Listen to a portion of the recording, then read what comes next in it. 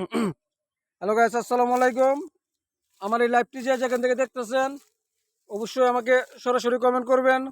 দেশ ও দেশের বাইরে থেকে যারা আমার এই লাইভটি দেখতেছেন, দেখেন ভাই ধান ক্ষেতের কী অবস্থা। কৃষক অসহায় পড়েছে।